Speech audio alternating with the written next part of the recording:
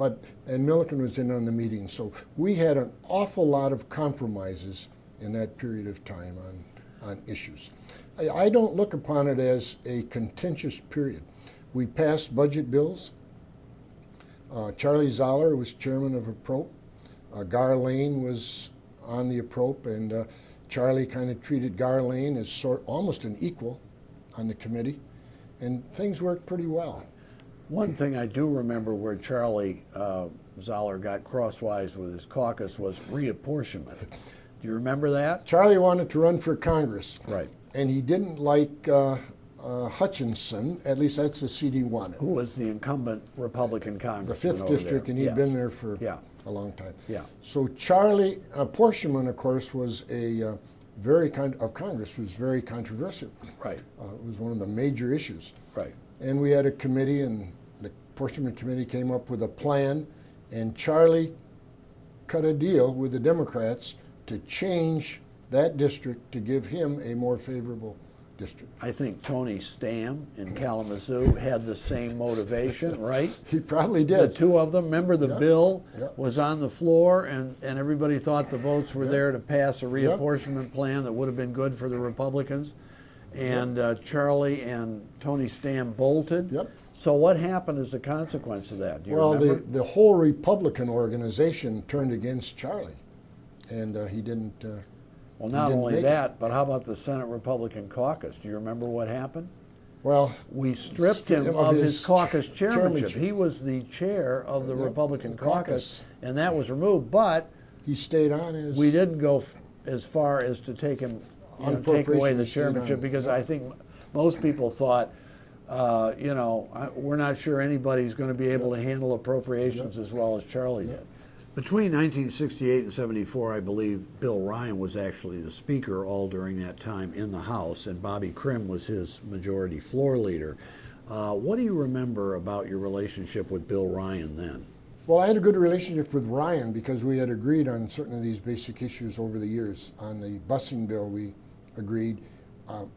We agreed on the abortion issue over the years, and Ryan was a thoughtful person. You know, he was he was a. Oh yeah, he was.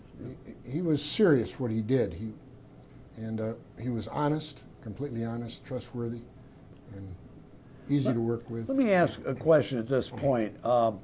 Term limits is getting a lot of criticism nowadays because it limits people to 3 2-year terms in the House, 2 4-year terms in the Senate, and everybody says this just isn't working. These people don't have enough experience to know how to run a railroad. And yet you look back in the 1960s and all these people that came in new, like you and Bill Milliken and John Fitzgerald and Stan Thayer, they were viewed as kind of saviors coming in to sweep away these old troglodyte Methuselahs that had been there for decades. So why was short time service or inexperience a virtue in the 60s when all of a sudden now it's viewed as something very bad? I think that term limits have more of an effect than just being there 6 years. I think they have an effect on you while you are there.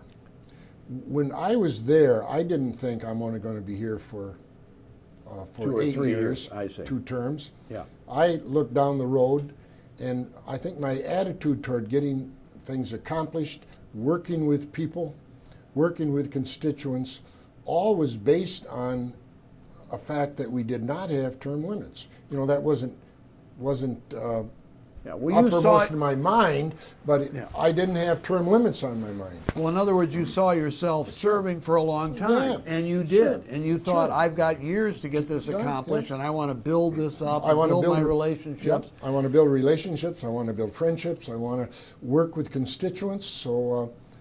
and you're saying now these people are sitting there thinking, I don't have any time to build relationships. I've either got to make something happen right away, or it isn't going to happen. And they're also maybe looking at what office do they run for next to stay alive, whereas you weren't really looking for another office. No, not at all. Okay, except there was one office that did come up, and that was 1974, when Jerry Ford was appointed to be vice president and then became president, his congressional seat opened up, and you were nominated by the Republicans at a terrible time for the Republican Party, the Watergate year.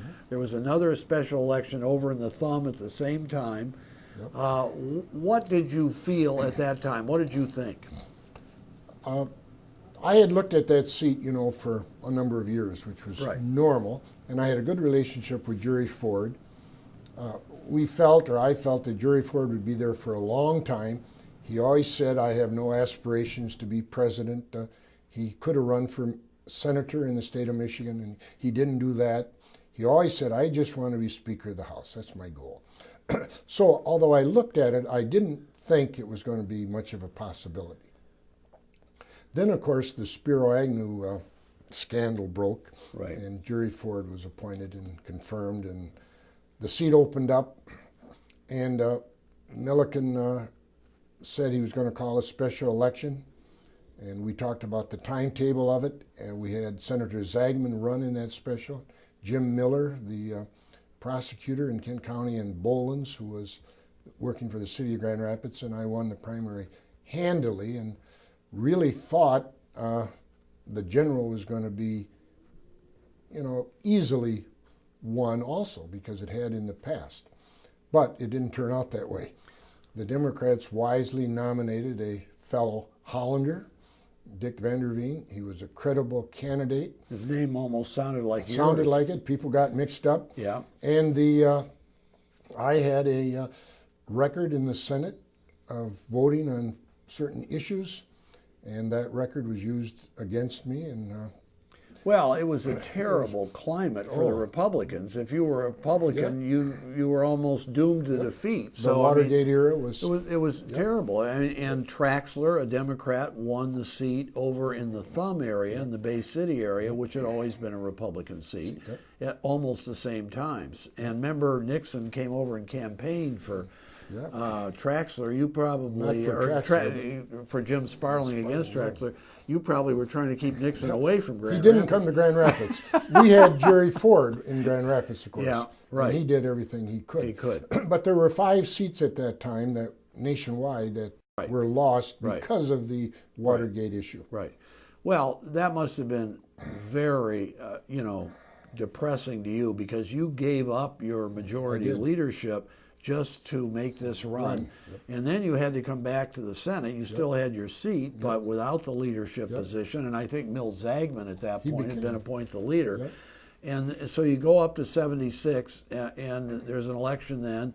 And then in 77, 78, what happens? So you get, the Republicans elect a new leader. I think it's Bob Davis. Yes. Right? Bob Davis.